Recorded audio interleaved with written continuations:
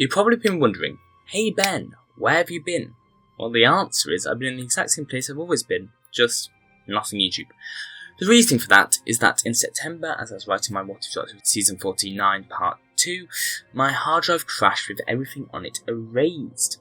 Naturally, it seemed to spell the end of the What If Doctor Act series. However, I since then continued the series in a way by releasing the remaining episodes in Season 49, episodes 9 through 16, on the What If Doctor Act wiki, as full plot descriptions. So if you want the full plot descriptions, check them out, they're all on there.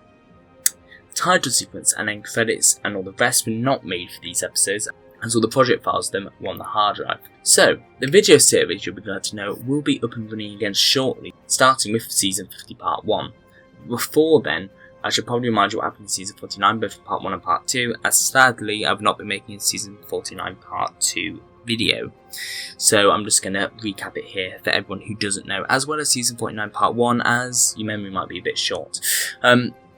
So Season 49 began with an episode called God Save the Queen, which saw the 14th Doctor, in a second story of Doctor Who Genesis, meet her new companion Erin Stevenson, who's a punk rocker from 1977. They battled the Rastan assassin robot on the day of the Queen's Silver Jubilee celebrations. We also met Erin's boyfriend, and in her parents' eyes a hugely bad influence, Carl Harrison, as well as her parents themselves, Daniel and Roger Stevenson. At the end of the episode, the Doctor invites Erin and Carl to join the TARDIS, but only Erin accepts as Carl does not want to go. This takes us into episode 2, the Darnley Conspiracy, which sees the Doctor and Erin investigate the historical mystery surrounding the death of Lord Darnley. Episode 3, At the Tip of Your Fingers, saw the Doctor and Erin return to 1977, where they ended up attending a computer conference with Daniel and Roger, and the host, Dr. Carter, reveals he has invented a new machine called the iPhone in 1977. Obviously, he didn't invent it, and it was aliens called the Jataria trying to take over the world in some way. In episode 4, Tomahawk, the Doctor and Erin visit Unit in 2014 and meet with Kate and Ryan from Doctor Who Genesis. They battle a Tolian called Amenzel, which leads to the Doctor and Erin's arrest for killing a wanted criminal. The Tolians took the Doctor and Erin to their home planet Tolia in episode 5, The Food of Love, whereby they were cleared of all charges. However, at the same time, the Intergalactic Song Contest was going on, and the Doctor and Erin decided to go and watch it. It all went a bit wrong when it turned out the Carryouts were trying to break free through the power of music, but Erin defeated them by singing Puppet on a String. The Doctor and Erin returned to Earth in episode 6 to see her boyfriend Kyle. This episode was called Flatline, and well, basically Flatline happens, but in 1977, with Kyle taking the role of Rixie. Episode 7, Fire and Fury, saw the Doctor and Erin land in 1937 Germany and experience the crash in the Hindenburg airship as they solve the historical mystery of why it crashed. Episode 8 and 9, those who lead Part 1 and Part 2, were an epic two-part adventure which featured the Guys, a returning villain from the Season 49 finale. The first part was a version of Series 10's Oxygen, which instead sees Erin become blind, and now saw the introduction of new companion Hogan Cox, as played by Bernard Cribbins, a mean, pessimistic, worn-out old engineer on the Forge, who in fact used to be a political activist. As they reach Earth at the end of the episode, and the cliffhanger for 2 months, and a bit longer for you guys, it's revealed that they were in fact on Gaian Earth, but 30 years before the events of Evil of the Gaians. Episode 9 picks up straight away and is a full-on The Doctor Helps a Rebel story. However, it mainly focuses around the moral dilemma of not being able to change history, as the Doctor knows the Guys are defeated in 30 years' time, so there's nothing she can do, which causes tension with Hogan as he has fought to defeat the Guys all of his life. Erin's blindness is cured with help from the captain of the Forge, Amanda Fedor, who Erin fights a battle with against the Guys during the story.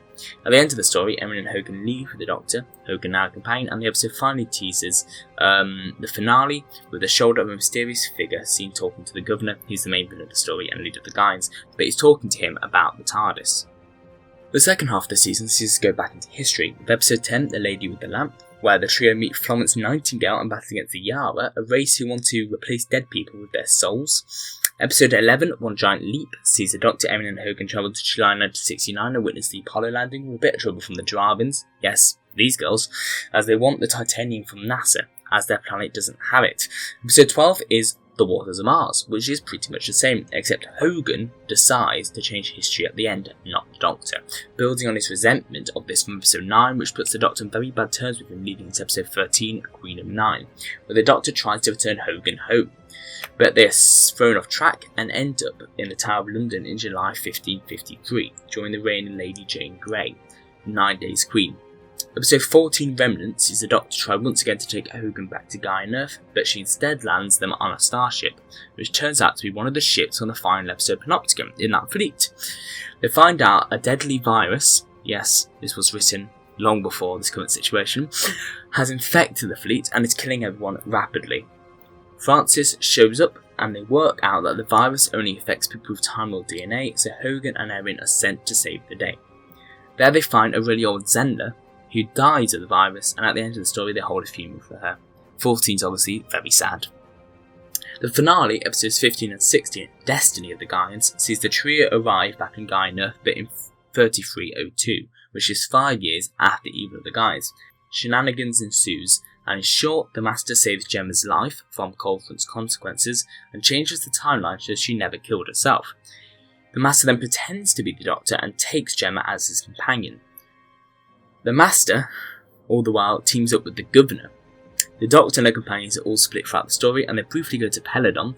There's a massive epic battle at the end, whereby Hogan finally gets to defeat the guys of good.